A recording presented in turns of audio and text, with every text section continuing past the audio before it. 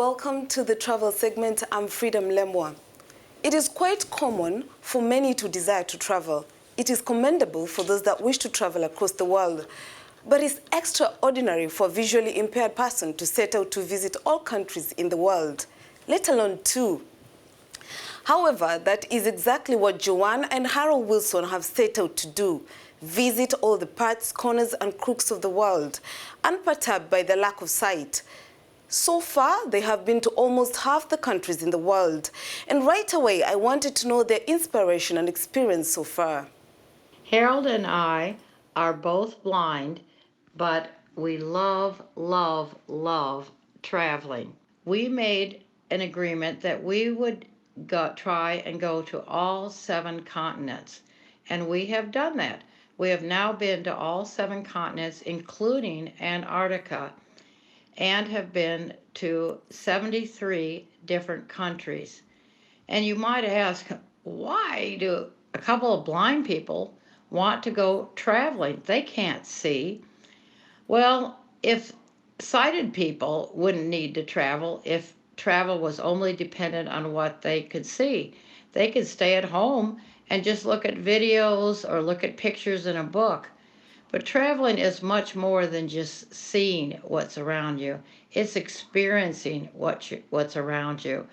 We love to go and meet people and talk with people and learn about their culture and learn about how they are living their lives.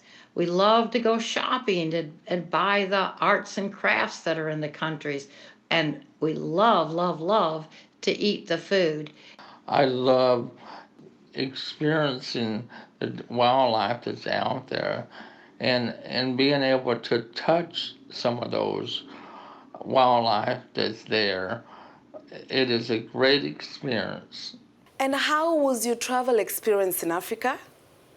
Heard about gorilla trekking, and we thought, oh, our love for animals, let's go gorilla trekking. So we contacted Miriam from the Uganda tour operators. She had to be quite an advocate for us, and she really believed in us as blind people and really believed that we could do the gorilla trekking, or at least be given the opportunity to try. And she said she had to convince the park people to let us go, and helped us re-educate the folks at the park in Uganda that blind people really could do it. We don't always find the Miriams all over the world. We find some folks who doubt what we can do. We say, well, just give us a try. We got here to your country, just see what we can do. And fortunately, we've always succeeded in everywhere we've gone.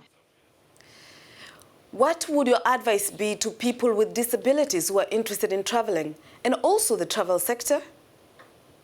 My advice to folks with disabilities: if you want to travel, if you want to see the world, you want to have different experiences, just believe you can and get the skills and the choose to do that with your life. Make the choice that you're going to have the courage to reach out and do it. And what advice would I give to the travel sector? There's all kinds of blind people and people with disabilities. And so I'd say the main thing a travel agent could do is just ask the person with the disability, say, how can I be of help to you? And so I'll tell you, our experiences, particularly in Africa, have been absolutely wonderful. And it's all because of very open travel guides who are open and willing to listen and willing to work with us. There are at least over 1 billion persons with disabilities worldwide. While this signifies a huge potential market for travel and tourism, it still remains vastly underserved due to inaccessible travel and tourism facilities. Services as well as discriminatory policies and practices are also another setback, according to the United Nations. Tourism destinations need to make effort to ensure any tourist, regardless of their age, physical, sensory, or cognitive abilities, can access the products and services. Dear viewer, make the effort to help the disabled where need be in your travels. It's been a pleasure. I'm Freedom Lemwa.